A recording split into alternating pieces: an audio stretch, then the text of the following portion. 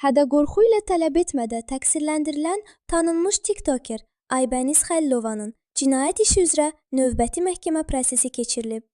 İP xəbər Oxu-Aza istinadən xəbər verir ki, Bakı Ağır Cinayətlər Məhkəməsində hakim Fəxri Məmmədovun sədrliyi ilə keçirilən iclasda təqsirləndirilən tiktoker prokuror Tural Yaqubovun cinayət işindəki hədə-qorxu ilə tələb etmə ilə bağlı bir neçə epizod üzrə verdiyi sualları cavablandırıb.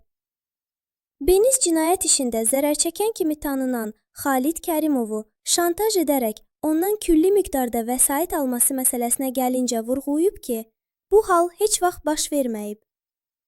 Xalid Kərimovla ailəli olmuşam. Bir halda ki, o şəxslə ailə kimi yaşamışam, onu necə şantaj edə bilərəm? Sumqayıtda evimi satıb, onun da köməkliyi ilə Bakıda ev almışıq. Avtomobilimi satmışam, Xalid də üstünə pul qoyub, yeni avtomobil almışam.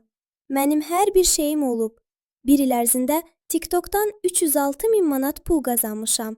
Ona görə də heç vaxt ondan pul tələb etməyə ehtiyacım olmayıb. Xaricdə yaşayan bloger Manav Cəlilzadə ilə onun hər hansı bir əlaqəsinin olub-olmaması məsələsinə gəlincə isə Aybəniz Xəlilova belə cavab verib. Mən bu vətənə övlad yetişdirirəm. 3 ildən sonra onu əskər yola salacağam. Heç vaxt elə bir nalayiq hərəkət etmərəm. Onun kimi insanlarla hər hansı bir əlaqəyə keçmərəm. Milyonlarla izləyicim olan səhifəm var. Sadəcə canlı açanda o dəfələrlə canlıya yazaraq sənin arxanda duran həcini tapacağam kimi ifadələr işlədirdi. Mən də onu bloka atmışam. Bildiyimə görə o daha sonra Xalidə yazıb pul istəyirdi.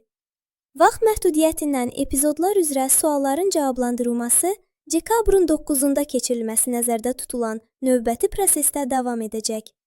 Xatırladaq ki, X. Kərimov adlı şəxs A. Xəlilova barəsində Suraxanı rayon polis idarəsinə şikayət edib.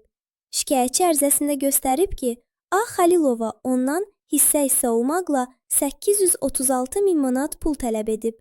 TikToker barəsində cinayət işi başlanıb. A. Xəlilovaya qarşı Cinayət Məcəlləsinin 182.3.2-ci maddəsi üzrə ittiham irəli sürülüb.